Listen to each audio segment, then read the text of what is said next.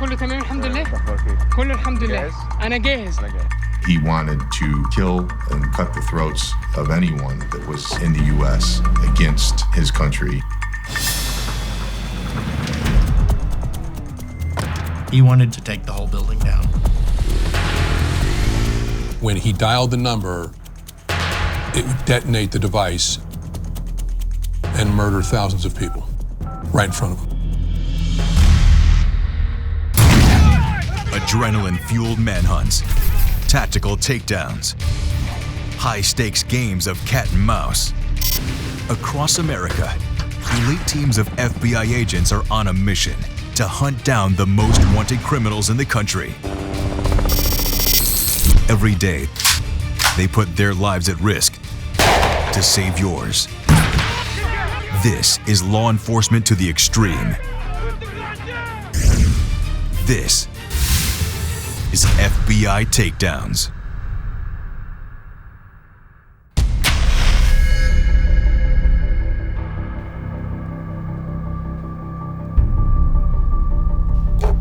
Working in counterterrorism, I think that the most haunting thing is a lone terrorist or homegrown violent extremist that may start researching other individuals that are like-minded online. The subjects that we identify online are extremely dangerous because of the anonymity they have. We don't really know who they are, where they are. They could be in your backyard. They could be at your church. They could be at the mall. They could be anywhere. They'll attack anybody, anywhere, at any time. They're absolutely some of the hardest people to track. They're the #1 threat in the United States as we see it right now. And when it comes to fighting terrorism on American soil, the FBI's Joint Terrorism Task Forces get the job done. The Joint Terrorism Task Forces are the action arm of the Counterterrorism Division. The ATTF provides that nexus between the American law enforcement community and the United States intelligence community to bring this one-team concept to the war on terror.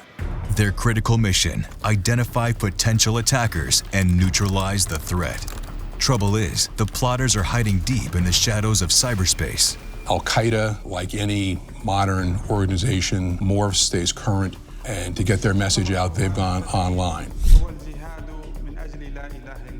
As part of those hunting strategies, we have to be online, where so much of the radicalization occurs.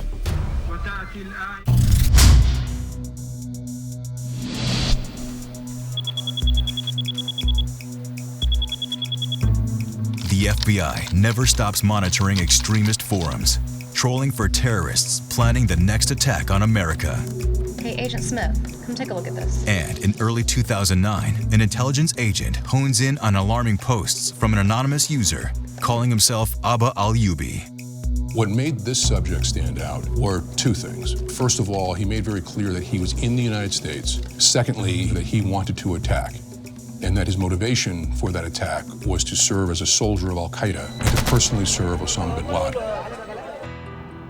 Once he started mentioning as far as carrying out attacks in the United States and wanting to be a part of that, then that became very concerning to us. It's called beaconing. He's signaling to other extremists, hoping someone will help. This jihadist burns for action and wants tools and training to launch his attacks on America. Can you pull up the source? Yeah. The fact that he was specifically asking for tools for these weapons was very concerning. Looks like he's located in Italy, Texas. Texas. It was critical to ascertain who he was and where he was, Yes, give me the Dallas field office. and to begin the more in-depth assessment of whether he posed a threat.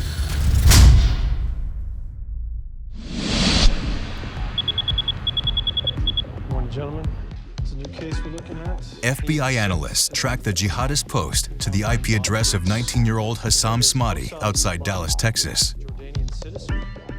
As you will see, it's located in Italy, Texas, right off I-35. An attack in the state's third largest city could claim thousands of lives. Tom Petrowski, Supervisory Special Agent of the North Texas Joint Terrorism Task Force, orders his agents to build Smadi's threat profile. I'd like you to be prepared on this matter tomorrow morning. Joining the team is Dallas Police Detective Mitch Byrd. They informed Dallas that there was a potential terrorist in Italy, Texas, which is a little suburb of Dallas about an hour south. I've spent my entire career in Dallas, so I know the city pretty well. He has repeatedly made bomb threats and terrorist threats online. These posts were a lot more expressive and a lot more threatening than most other posts that are read online. Make sure we read over everything. We do not want to miss anything. This person said that they wanted to cause harm to the U.S. and that they were here for the purpose of committing an act of jihad. He had a specific interest in Osama bin Laden, and that was a big factor in him doing what he wanted to do on this. Do what you guys do best. I'll see you in the morning. The next step, put eyes on Smadi and track his every move. He worked at a rest stop along I-35 corridor. People traveling from Dallas down to San Antonio, Austin, and back and forth. That afternoon, I happened to be driving to San Antonio on another matter, so I stopped in the convenience store and noted Smadi was working the cash register. Have a nice day, miss. Thank you. My first take was that he was a gregarious, outgoing, talkative young man as I observed him from across the convenience store. Very unremarkable in any other respect. It's very common for it not to be obvious on first glance. I often compare the homegrown violent extremist to the pedophile, who may be living a very normal life and appear very normal. Have a good day. How you doing, sir? Good, how about you? And certainly understanding that they need to conceal the monster within. Come back. Thanks. Thank you, sir.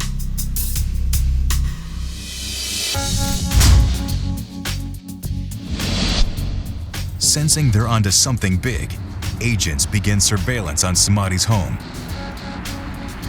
But tailing him isn't easy. Italy, Texas is a very rural community where everybody knows everybody. So we had to make sure that the people we used were able to blend in, but still able to surveil Smadi wherever he went in that area. Keeping tabs on Smadi is not enough. Hey, how are you? Petrowski's team has to get up close to confirm Smadi's deadly intentions against America. Albeit the posting is alarming, it wasn't a crime. He couldn't be arrested for simply exercising First Amendment freedom of speech. And we didn't actually see him using the computer, and so we had to tie an actual person to the posts themselves. We could watch, we could conduct surveillance of him, we could read his postings. To really understand his true intention, we needed to engage him in a conversation. Tell him we are encouraged by his enthusiasm. Agent Petrowski doesn't wait long. He orders an Arabic-speaking undercover agent to email Smadi directly to probe how far he's really willing to go. We needed to initiate conversation to assess him quickly before anyone else did. We are convinced he has the talent. We want to make sure that he is not meeting up with any other groups With our assistance, we can provide him. where he is actually going to do an actual attack on an American or an American facility. We are the only organization that can provide him with this opportunity. Waiting for Smadi to respond is nerve-wracking, but it buys the team time to dig up everything they can on him. The intelligence team in Dallas put together a good background on Smadi, indicating that he was a Jordanian national. The town in Jordan he is from, very peaceful, very tranquil, so he had a pretty stable background. Smadi's relationship with his father was close, but then that disintegrated with the divorce with his parents.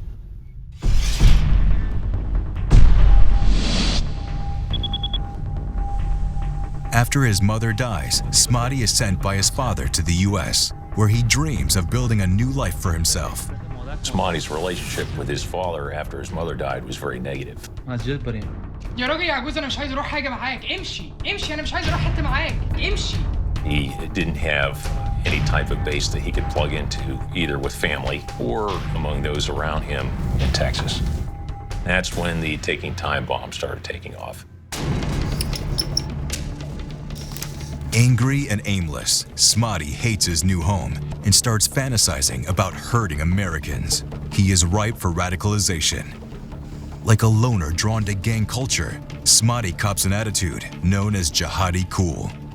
Jihadi cool is the glamour that goes along with the violence that was occurring overseas in Iraq and Afghanistan. Rejecting the peaceful tenets of his religion and notions of non-violent jihad, Smati chooses to follow the militant path of Al-Qaeda. What he was consuming online and how he was being inspired by Al-Qaeda. In one way, shape, or form, he was going to carry out a violent act.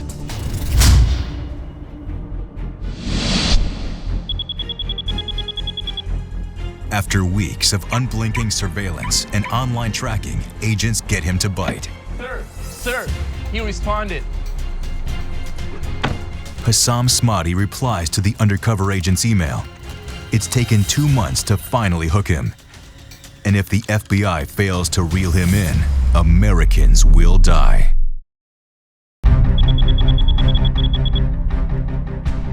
It's taken 2 months of hard work and cleverly disguised messages, but the FBI's Joint Terrorism Task Force in Dallas has successfully engaged wannabe American jihadist Hussam Smati. Sir, he responded. We made Smati believe that we were an Al-Qaeda cell. Our undercover that interacted with him online played a lieutenant, somebody who knew bin Laden, somebody who had access to bin Laden. Smati's need was to find someone like-minded that could produce a tool for him. He said, if you are with me, I want to meet you, I want to talk to you, I want to work with you. But if you are the intelligence / the government, may you go to hell. After the first few email correspondences, we knew that he was progressing in the radicalization process. He was bent on carrying out an attack. There's no question Smati poses an imminent threat that must be neutralized. But lacking hard evidence to make an arrest, the FBI must keep him tethered to the online agent until he makes his move. Time was of the essence because it was easy for him to get handguns. He could have absolutely done an act of terror in a mall, an act of terror at his workplace. So we wanted to process this case as expeditiously as we could.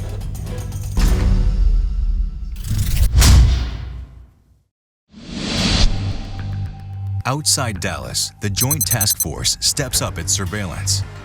But with each passing day, Smati's fears of being discovered makes it tougher to maintain visual surveillance, especially in Italy, Texas. Italy is a very, very small town. Everybody that lives there knows each other. They know their vehicles, they know what they look like, they even know their patterns of life. It was always a concern whether or not Smati had come in contact with any of the people that were surveilling him, or if he became suspicious of any of the undercovers. Or worse, Smati's plotting with real jihadists while playing the FBI for fools. With each email message to the undercover agent, Hussam Smati steps up his call for jihad. The FBI must tread lightly. In reply, they can't suggest violence or they risk entrapment. They must wait for Smati to fully lay out his plans.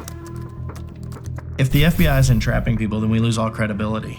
We want to make sure that this person is an actual threat and not a threat that we're manufacturing. The undercover adopted a posture of trying to talk Smati out of it or otherwise challenging his beliefs and motivations, indicating he did not have to commit an act of violence.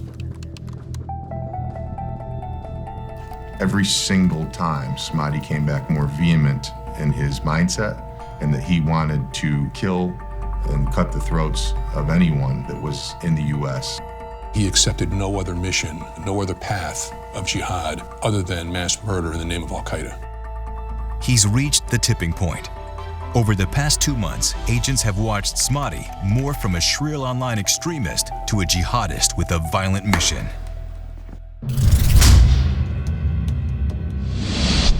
Indicate that we would like to meet with him as soon as possible. We had taken the online portion of this investigation about as far as we could. The next logical step is to find out if this person is that way when you're face-to-face with them. So we communicated through our online undercover that there was a sergeant of Al-Qaeda here in the U.S. that could meet with him. Tell him it's time that we send someone for him to meet. Are they going to talk the same talk that they talk online? Or are they going to start to back off? Are they real in their mindset? If he's making an effort to come to this meeting, then he's actually serious about actually going through with something. He can contact us here 24/7.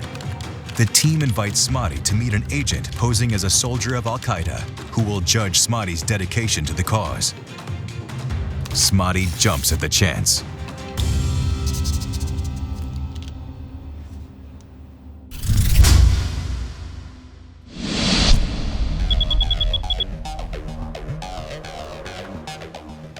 Agent Petrowski's task force secures a hotel suite in downtown Dallas for the meeting. Marshall, let's get that wide up here. Yes, sir.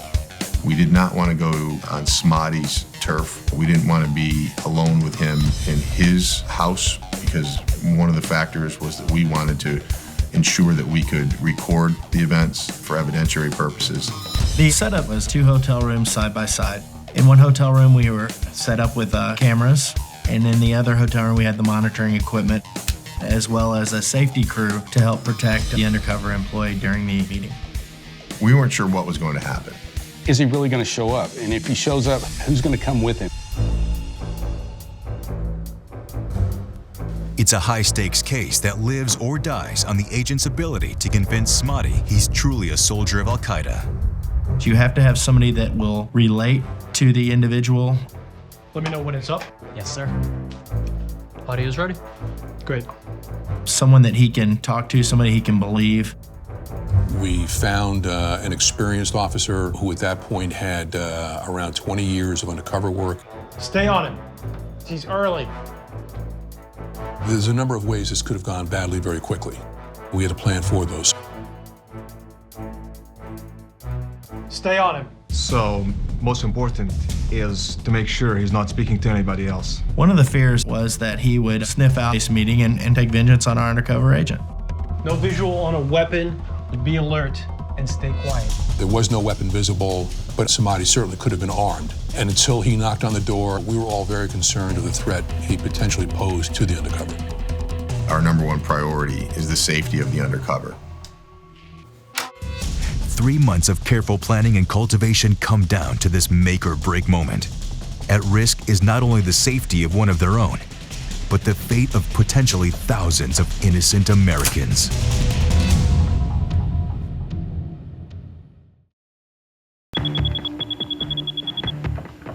For 3 long months, the FBI has courted wannabe domestic jihadist Hussam Smadi.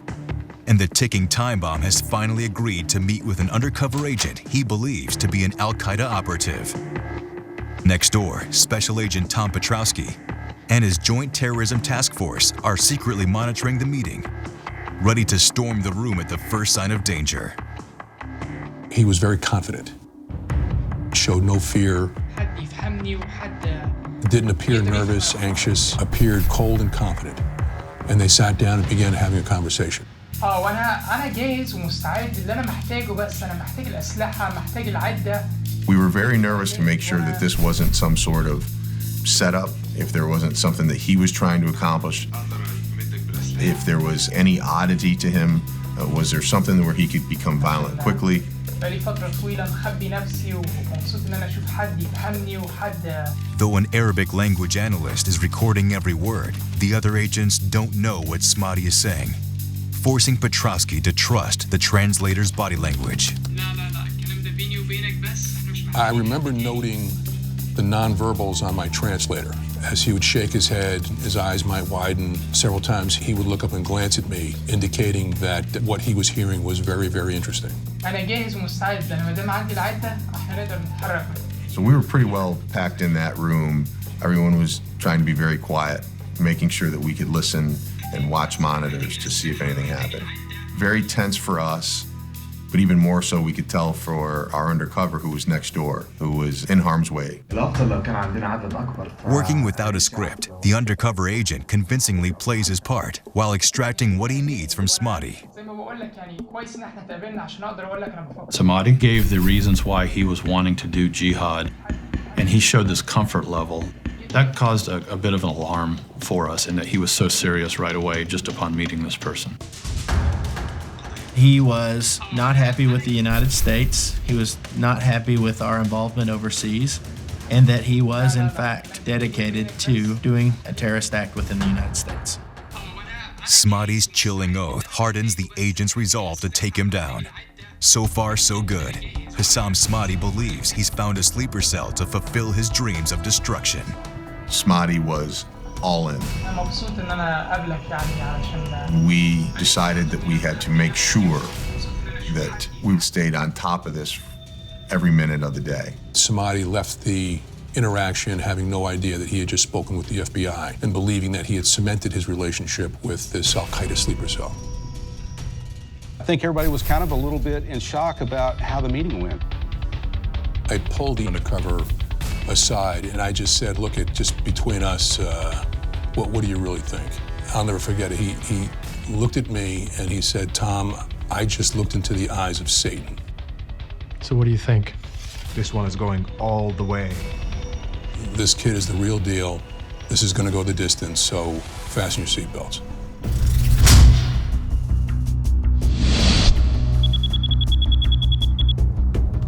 Within a day or two of that first in-person undercover, we resumed online communications with Smotty and asked him what he thought he should do on behalf of the Al-Qaeda sleeper cell. Smotty at that point began his online reconnaissance of targets. He had made very clear in the first meeting that he wanted to attack.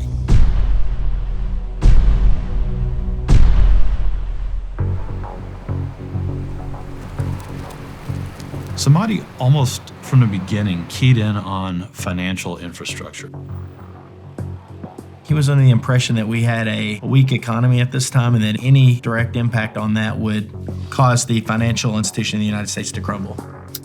The first things he wanted to do was attack a credit card company.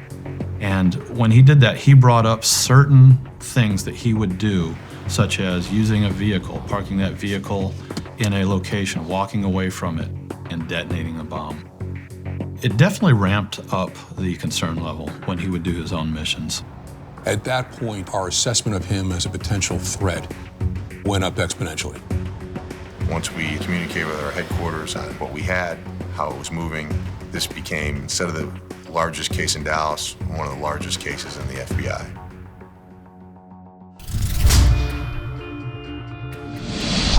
اسمعني لازم نتحرك لازم نشتغل مع بعض لا انا مش بتكلم على اعمال خير انا بتكلم على ان احنا دلوقتي نشتغل. In order to keep close tabs on Smotty's progress and ensure he's too engaged to contact genuine Al-Qaeda soldiers, the task force arranges several meetings. We still had the concerns that he would be impatient or just sniff out that this wasn't a real Al-Qaeda operative and that he could go out and do something on his own. The agents are walking a tightrope. They need to convince Smotty they'll provide the tools for jihad while never suggesting violence. Giving Smotty an out, giving him reasons why he doesn't need to do jihad violently, he can do it some other way. That's something that we have to do in order to prepare for trial. And that means putting their comrade in greater danger. If he does find out that he is communicating with law enforcement, he could become very violent very quickly.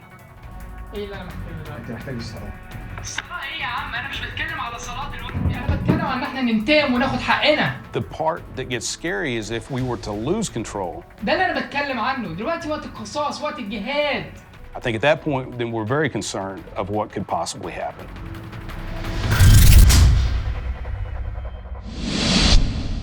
The first call into 911 of a shooting at the Army-Navy Career Center at 912 Rodney Parham.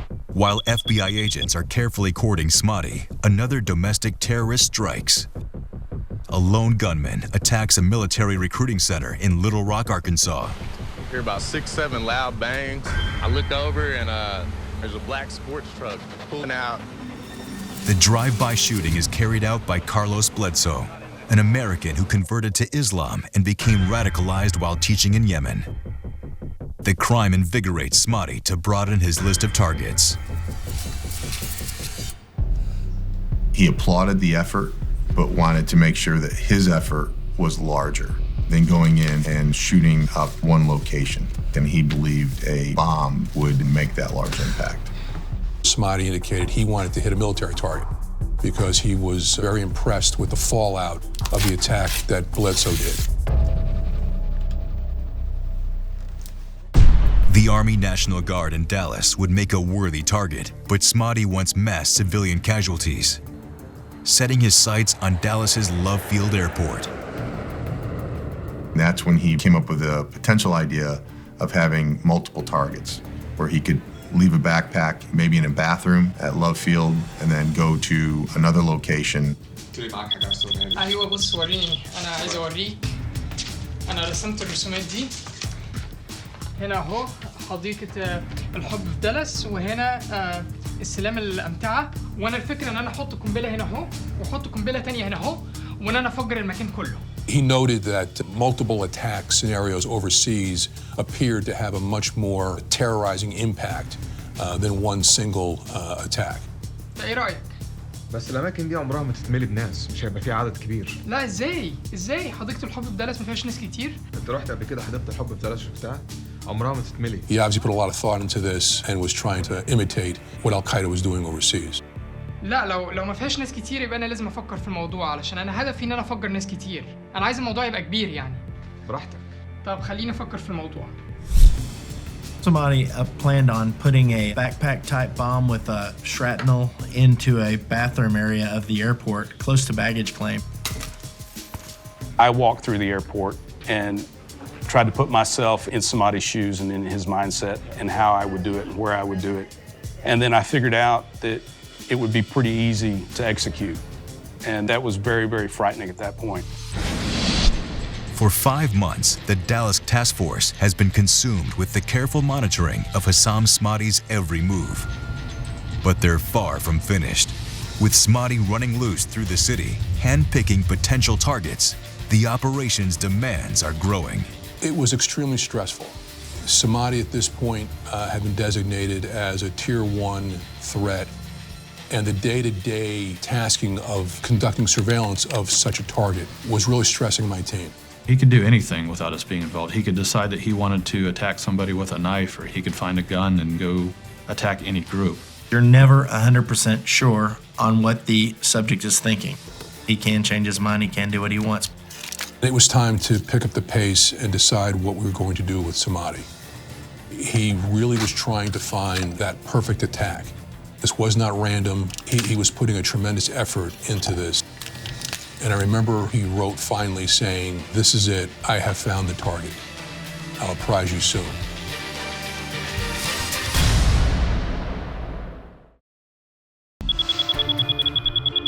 Aspiring terrorist Hassam Smati is tired of talk and ready for action. After 5 months of plotting with undercover FBI agents, the jihadist has picked his target. We were at the office and the phone rings. And they said, "Hey, is Smati supposed to be coming up to Dallas to meet y'all?" And we're like, "No. We haven't heard anything from him." Well, surveillance had followed him, so we're like, stay on him, see where he's going.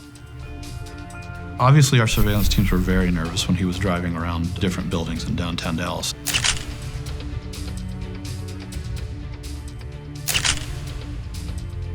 Especially in the Fountain Place building.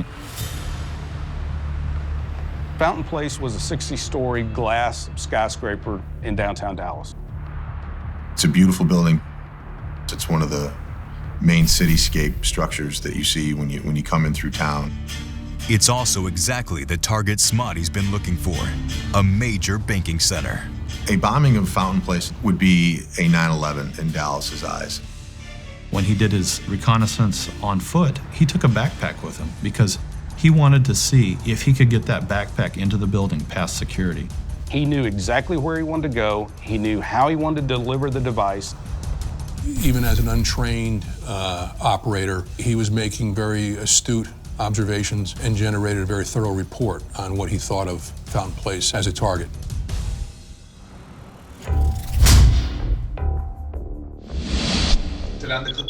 ايوه عندي خطة جديدة احسن بكتير من الخطة القديمة. Smati proudly reveals his new target to the undercover agent. ده المبنى اللي أنا عايز أتحرك فيه. هو ده المبنى اللي عايز أفكره. أنا عايزه يبقى زي المبنى ده. Hussam Smati was drawn to bombing Fountain Place in downtown Dallas. First of all, because it's one of the most prominent buildings in Dallas, but then also a very significant economic target. أنت إيه رأيك في الموضوع ده؟ المبنى ده خطة أحسن بكتير. And he thought by taking down this big building, he would again affect the kind of damage he wanted for the financial stability of the United States. ما أنا كنت بفكر كده برضو. أنت مش متخيل حجم الخسائر البشرية والمادية من تدمير مبنى زي ده. He made several comparisons to the World Trade Center in New York in explaining why he wanted to target Fountain Place.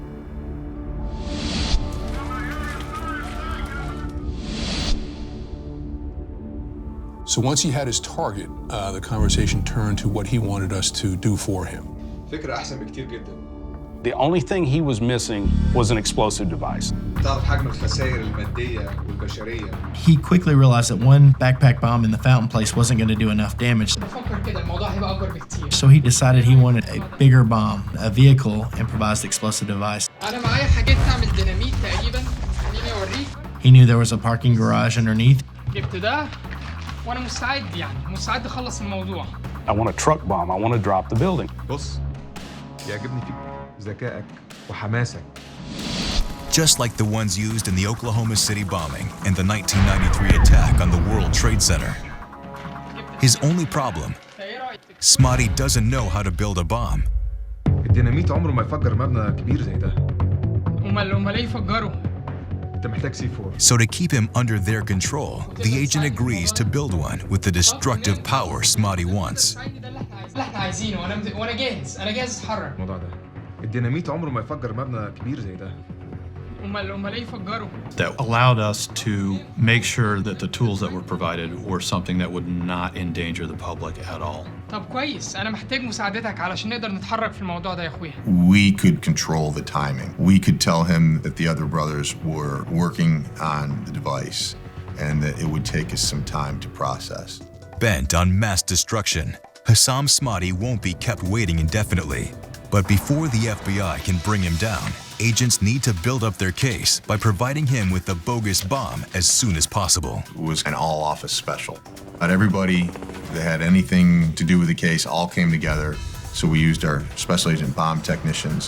We had people locally that worked hours and hours, headquarters entities, tech agents. I don't think any of us really saw our families that much to include the weekends. This case drove everyone. While FBI bomb techs rig the fake car bomb, Agent Petrowski's team must take one last precaution to strengthen their case and prove Smati's allegiance to Al-Qaeda. The in-person undercover explained to him that we had the technical ability to get an electronic recording of him to the Sheikh, as he would refer to bin Laden, where he was hiding in Southwest Asia. تمام؟ أنا جاهز. تمام. بالتوفيق. The undercover agent encourages Smati to create a video message for his idol, Osama bin Laden. هذا قسمي لكم وأنه لشرف لي لأمنح هذه الفرصة لأبعث لحضرتكم هذه الرسالة السريعة والتي هي بشرى وفرح وزفاف بفرح نصرنا على He revered Osama bin Laden even greater than God, Allah, even though he was doing this ultimately in the name of God. البسمة على وجوهكم أخواني مع حبيبي وشيخ الأمير أسامة بن لادن. For the agents listening next door, Smati's pledge to bin Laden is chilling. فإن حلمي الوحيد كان أن أنضم إلى تنظيمكم. إنا معكم وأنتم معنا إن شاء الله. You are not gonna believe this guy. I love you more than my mother. I love you more than my father. I'm going to die for you. I'm going to die for Al-Qaeda. This is what I was put on this earth to do. It's just amazing, frankly. How could someone be so willing to kill the innocent masses, but at the same time love someone he had never met so much that he was willing to die for this guy? It showed you his core. ضربات المبارك 11 أيلول قد كان عيدا لنا. To make sure that Osama bin Laden knew that he was a soldier for Al-Qaeda. and that he was continuing on by hurting the United States. وأنها قريبة. لحظة انضمامي معكم بعد العمليات المباركة. كونوا في انتظاري. That's when you kind of turn on the game face and you know that if he's getting ready to commit this act, you're ready to put him in jail.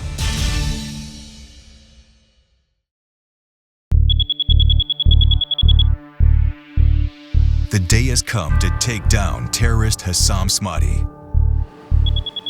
For 9 months, the homegrown jihadist has been plotting to kill thousands of Americans, while the FBI has meticulously built its case and a fake bomb to bust Smati for good.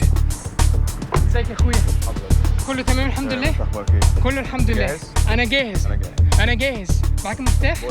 It was his day. He was happy to be there. He decided to dress up as what he believed to be as a Texas businessman.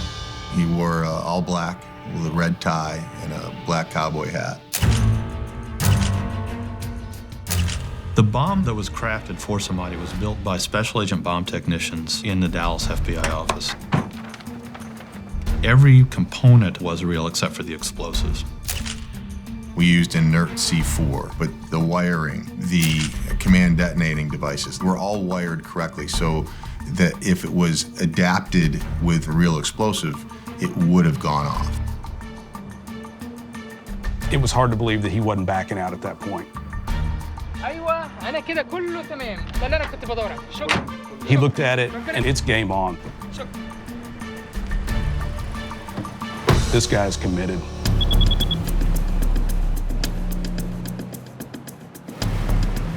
He's on the move. He's on the move. Smati leaves for the target, 60-story Fountain Place, where he'll plant the car bomb.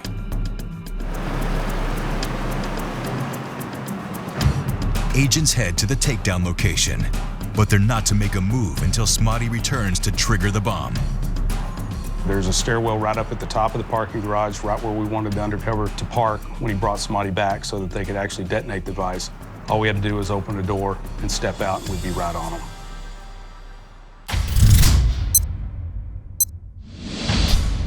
Surveillance keeps close watch as Smati initiates his sinister scheme.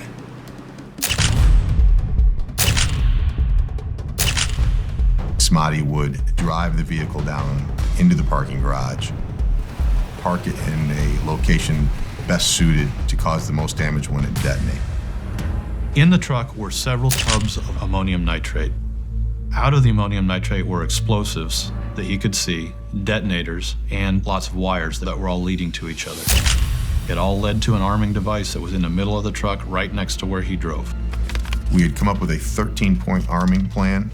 It was written all in Arabic. He would set the timer, and then he would walk away from it, and then if nothing else happened, the timer would tick down, and then the vehicle would detonate. But he also told us that he wanted to be able to utilize his cell phone. He wanted to personally command detonate the device, in his words, like the brothers do overseas. When he dialed the number, when the phone rang, it would detonate the device and drop the building and murder thousands of people. The undercover was set up a short distance away, and when Smati finished arming the bomb, locking the vehicle, and walked out of the Fountain Place building, he was going to pick up Smati and drive him back to the parking garage where Smati would then detonate the bomb. We had surveillance folks with eyes on, but it was critical that Smati actually attempt to detonate the device. After arming the device, Smati rendezvous with the undercover agent. بص أنا ركنت العربية لكن أنا حاسس إن العربية مركونة بعيدة. And for the first time, he panics. أنا من رأيي إن أنا أروح أركنها أقرب. العربية مكانها كويس. He realized that the car bomb was not underneath Fountain Place directly, and his concern was that it might not drop the building. لا أنا عايز أروح اركب بس ونتكلم. Smati wanted to go back to move the vehicle to the exact center of the garage. لا أنا أكسر البوابة بس وأخش في وسط البتاع علشان أنا عايز. متأكد؟ He said to the undercover, I've got to go back in and put it in the employee parking where it'll be directly under the building. And the undercover asked him, well, how will you get it in there? You don't have an employee badge to open the gate. لا أصلا العربية يعني أنا من رأيي إن أنا. I'll ram the gate, arm it, and run for it. If Smati goes back, it will jeopardize the takedown. Plus, there's a fear he hatched a secret alternate plan and installed a real bomb. The undercover must get Smoddy into that car. The undercover was able to convince him, no, it'll still drop the building. It's only slightly off, not worth the risk, and they sped off.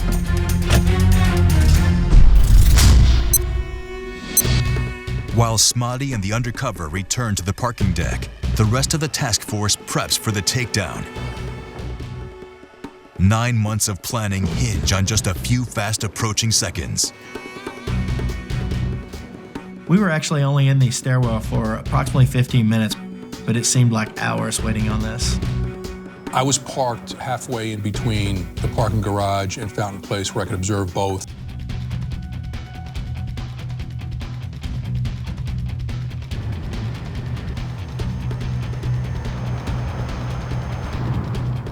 From my vantage point, I could see Smoddy and the undercover on the edge of the parking garage.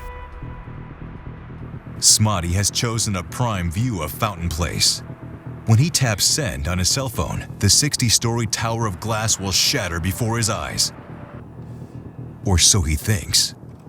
Unbeknownst to Smoddy, he was actually dialing the arrest team of the JTTF that were in a stairwell very close to him. And that was their cue to enter stage right and arrest him. Our plan was to go out, control Smoddy, to take him to the ground and to handcuff him. It was very surreal. None of us had arrested anybody who tried to bomb an entire building and kill thousands of people before. A nauseating wave of last-minute doubt surges through the agents. What if Smoddy has been playing them all along? What if he's armed a different bomb to detonate when he hits that button? We all remembered 9/11 very vividly. There was still a part of me that was hoping that he wouldn't go through with this act of terror. In 27 years of being a cop now, that stairwell is a moment I'll never forget. We can't see anything. We're waiting on the phone to vibrate. After 9 months, I still hoped that he would just stop. حي للأمير.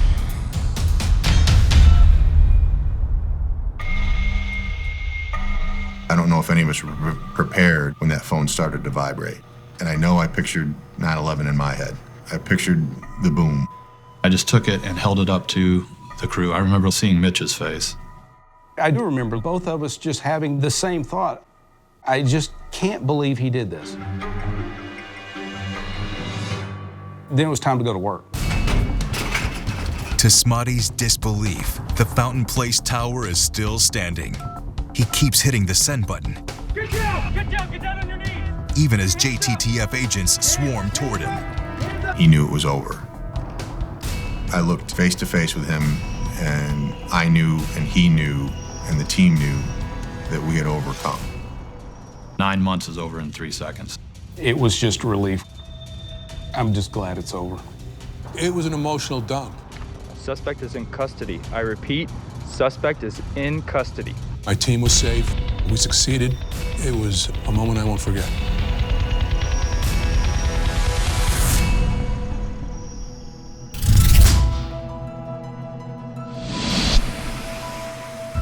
After pleading to 1 count of attempting to use a weapon of mass destruction, Hussam Smoddy is sentenced to 24 years in prison. The Joint Terrorism Task Force not only foiled a terrorist attack, but created a model for future lone offender terrorism cases. As successful as this was with respect to this one lone wolf, we won that day, but we had much, much more work to do. This is what the FBI, this is what Joint Terrorism Task Forces are here to do. If anyone out there is trying to hurt the United States, we're going to do everything in our power to bring them to justice.